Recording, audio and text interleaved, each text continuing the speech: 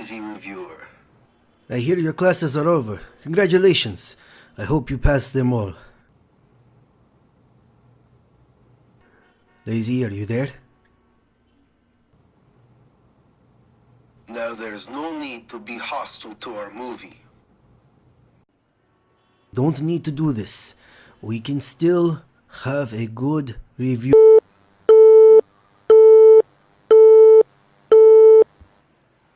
Oh, shit.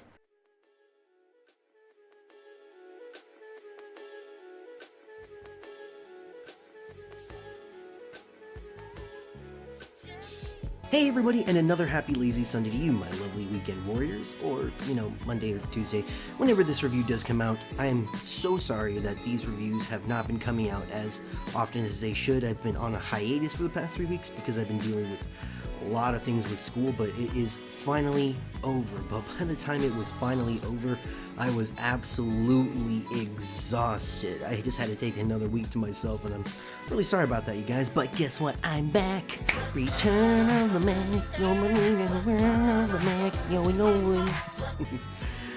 Yeah. So this weekend's movie is the third installment to the very exciting action movie series, John Wick. It is absolutely crazy how huge this franchise became. I mean, come on, it all starts with a puppy. So if there's anyone to thank for this film franchise, it's Daisy. And before we get into this review, I just wanted to let you know that I will be spoiling John Wick 2, as this movie does take place right after that movie. So if you haven't seen it, where have you been? Under a rock or something?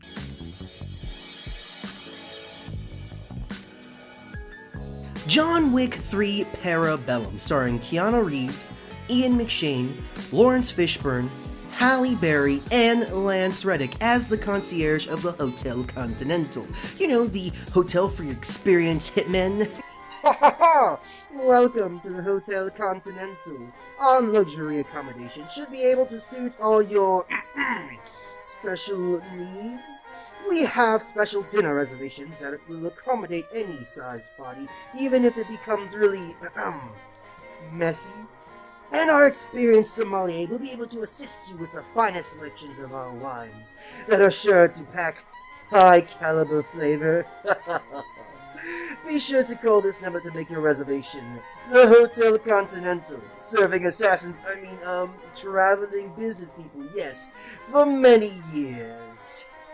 Anywho, John Wick 3 Parabellum picks up right after the events of John Wick 2, as John is now on the run after killing Santino in the Hotel Continental, leading to him being excommunicado and marked for death.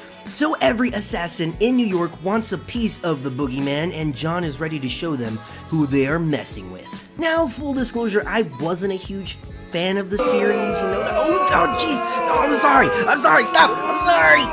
I mean, I really admire the first John Wick. It's a super fun and action-packed revenge movie where the protagonist is the most feared thing on the planet, and the second one making a little bit less sense. So now we're at chapter 3. So how did it do? Well, let's get into the positives.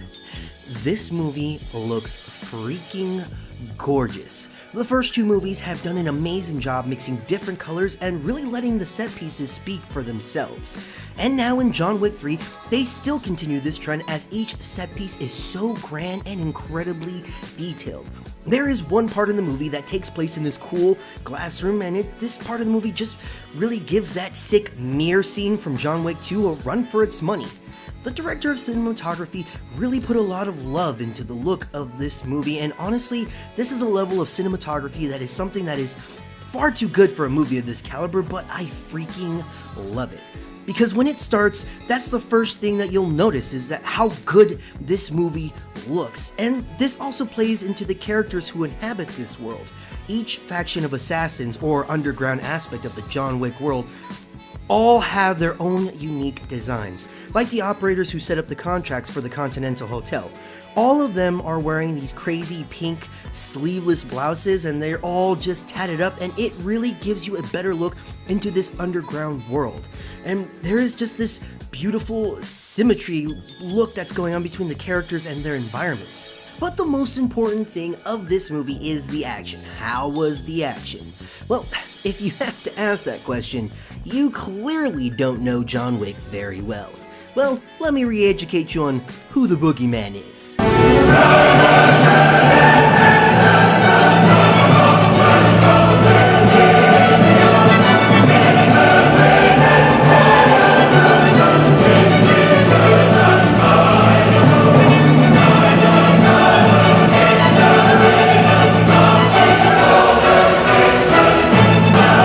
And this movie does not disappoint, as it has wall-to-wall action in it. It's everything a gun-loving, kung fu fighting, bloodlusting individual would ever want.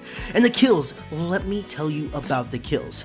Well, we've all been waiting to see that pencil kill come into play, but in Chapter 3, they turn it up to 11. I didn't even know how a movie that has been doing this for the past 2 installments could ever even one-up itself, but the creators sure walked in and told us, you thought that pencil kill was cool? That's cute, we're just getting warmed up. And Keanu Reeves continues showing his amazing talent as his stunt work is completely bonkers in this movie.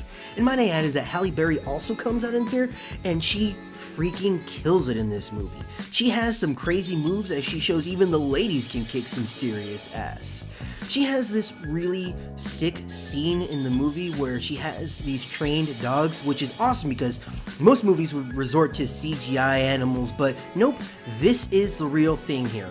Real dogs working with real stuntmen for every takedown. I mean, take a look at this vicious creature.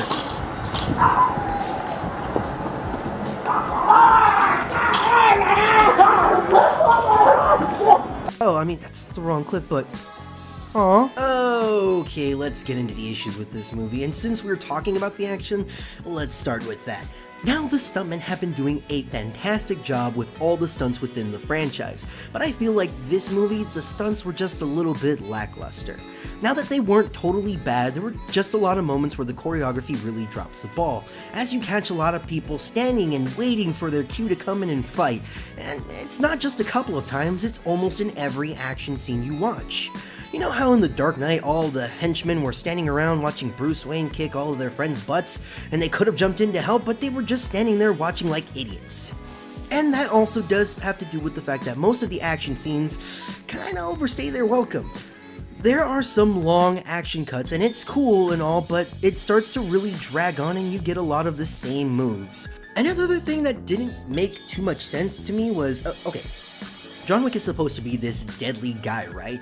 But he also has to be the most wasteful person I've ever seen. I mean, there are some kills that are complete and utter overkill. He shoots people in the head like 5 times. 5 times? Why? 1 time will do you good enough. Maybe 2 if you would like, but you're just wasting ammunition at that point. Sorry, I know this is more of a nitpick, but come on. Finally, the movie kind of suffers from this sugar action high that when we get to the talking moments, it really slows down the movie. And just because there were some choices that the movie made that really didn't make much sense and just really made for some lackluster plots. I mean, there's not really a story going on here. And we need a good, coherent story to really tie these action set pieces together, or else then we're getting a lot of action and some boring expositional scenes.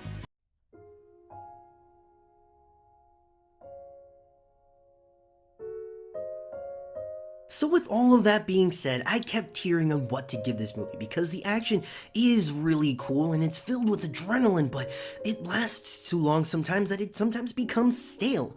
And when there isn't any action, there really isn't much going on in the story department in the background. The first one had a serious motivation. There was a goal in mind for John. And the second one suffers from the same thing that Chapter 3 does, in that there is less motivation for Wick's choices. And in Chapter 3, it's just really like they're scraping the bottom of the barrel to build some kind of story to really tie everything that's going on. But there is one factor that I had to put into my decision for the film, and this is something that we see in all 3 movies, and it was passion. Everyone in this movie is giving their all when it comes to the stunts. Reeves continues to put hours and hours into training for these movies, and you see Halle Berry doing the same thing, dedicating tons of time to her training. They do it because they love that they get the chance to show the audience some serious dedication to their roles. And you can't knock that, so with all of that being said, I'm going to give John Wick Chapter 3 a B. still a lot of love going into these movies, and they're having a tough time just trying to have them make sense. But if you love these movies, you'll have a great time with this movie, as there is a lot of action and just some cool things that happen.